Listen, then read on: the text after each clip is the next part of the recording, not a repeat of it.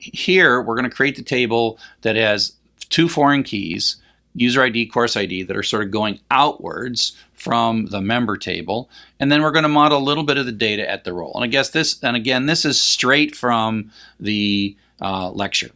And the primary key is actually a composite primary key, because we're going to look up, and it's going to force this to be the combination of user ID and course ID to be unique. But there can be many user IDs and many course IDs, but only one particular combination of a value for user ID and course ID. And so that's what we're basically saying. You can be a member of a course, but you can only do that once. You can't be like a member of the course a bunch of times. So we're going to, oh, that should be roster data sample. That's okay to, oops, fix a bug. Save that, roster data sample. And so that's just this file, and it's really just an array, and then each row is an array, and it's a way for us to get this roster data in. And so once we do load S on JSON, we're parsing it, and then this is going to be an array of arrays.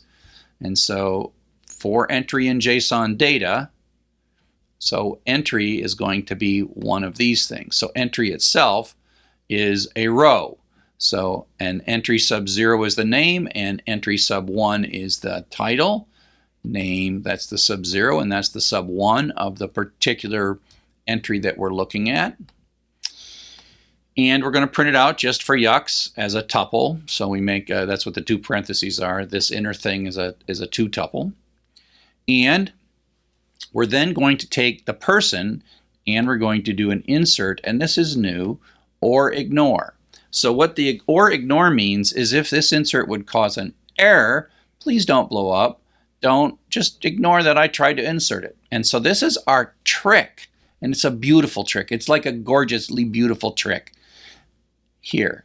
If we insert the name Chuck twice, or ignore will just mean that nothing happens, meaning it's already there.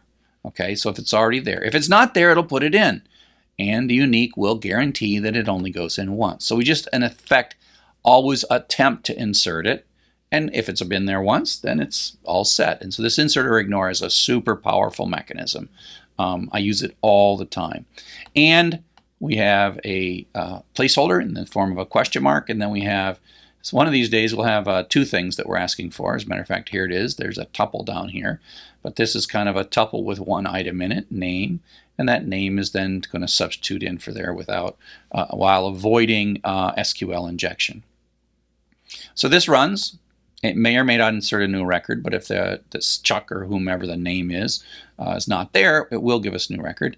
And then we are going to get back the ID.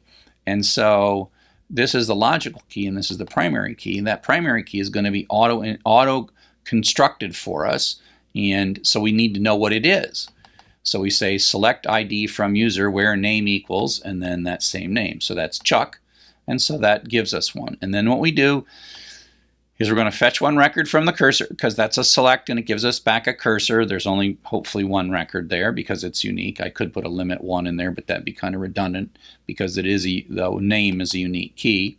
And then the sub 0 just means if there were more than one thing that I was selecting, which we'll see in a bit, the sub 0 is just the first thing. And so this is going to give us the integer user ID that was assigned, or if we're coming through later for Chuck, Chuck later, Charlie later, that will be the old one. So this is inserted if it doesn't exist, and this is get the newly created ID field or the original ID field. And so part of this works by having both a logical key and a primary key. The primary key is auto-generated, but the name is a logical key and it's unique, and so that's our trick to get that assigned thing. Before, we just looked at it in the user interface of SQLite browser and wrote it down, but this is how we do it in code. So we need to know what that key is, whether it was new or not. And then we do the exact same pattern for the course, except we're inserting the course title, so that's no big deal. And so we're going to get the user ID, course ID, and then what we're going to do is we are going to insert or replace. So this is it. Basically, remember that this user ID course ID combination is the primary key for this member table. If there is a duplicate, if this combination is already there. This becomes effectively an update statement. And we have these two number values. Now what's missing here is the role is not there. And so user ID, course ID, this is the SQL bit. And now we have a tuple with two items in it. And that's because we have two question marks. And then we commit it. And as I mentioned before, sometimes you want to commit every time through. The commit is, it turns out that these things are less costly, but that's because it's not always writing all the way to disk. Whereas when you enter the commit, it's going to go and write everything to disk, pause until it's complete, and then your program doesn't continue. So sometimes we don't run this every single time through. Okay, so let's just go ahead and run this. The only thing we're going to see is the output of the name and the title as it's running. So if I do Python 3 roster.py, hopefully I can hit enter. So you'll notice, by the way, that this SQLite now exists, right? And it has no data in it. So let me see if I can open this database and see it. So you see that there's no data. So we're the code, we've run this code in effect up to this point. So we've done all the create tables and all that stuff. And so the create tables are there. So all this data is here. It did it. We haven't started putting any data into it yet, because if we look at browse data, we're not finding anything in here. Okay? There's no data to browse.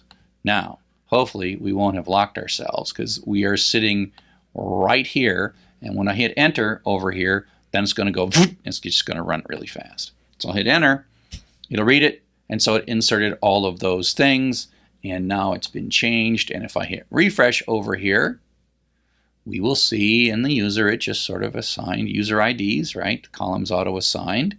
We will find in the course that those courses are all auto-assigned. There's the courses. And there's no duplicates, because this is unique, right? And so these are the newly created things. But then membership is user ID, course ID. And so again, the primary key, as it were, the unique constraint / primary key is the combination of these things. And I haven't put anything in role. And so if you scroll through these, you see all of the users who are members of the courses that they're part of. Okay? So there you go. And I'll leave it up to you to come up with the join. I'll leave it up to you to figure out how to put the role in, but I just wanted to kind of give you a bit of a walkthrough of this code base, and in particular, the tricks of the uniqueness keys, the auto increment keys, the logical key uniqueness, and then this kind of composite primary key, and then the trick of insert or ignore, and then the quick select that comes right afterwards to get the newly generated ID or to get the old ID. You can insert or sort, and then insert or replace, which is a combination of a insert and an update. So I hope you found this this example useful, and can apply it and basically create many-to-many tables.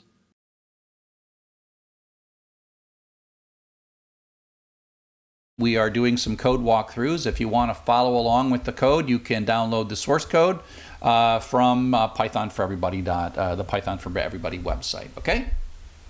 So the code we're playing with today is twfriends.py, and this is a step beyond the simple twspider. It is a restartable spider, but we're going to data model things a little bit differently. We're going to have two tables, and we're going to have a many-to-many relationship, except that it's sort of a many-to-many relationship between the same table, which is okay.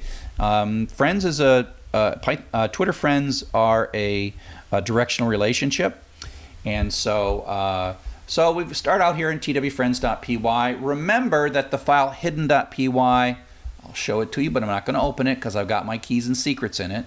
So this hidden.py file, you got to edit that, and you got to go to apps.twitter.com and get your keys and put them in there. Otherwise, these things won't work. But if you have Twitter and you set your API keys up and you put them in hidden.py, then all these things will work. It's kind of fun, actually, and impressive.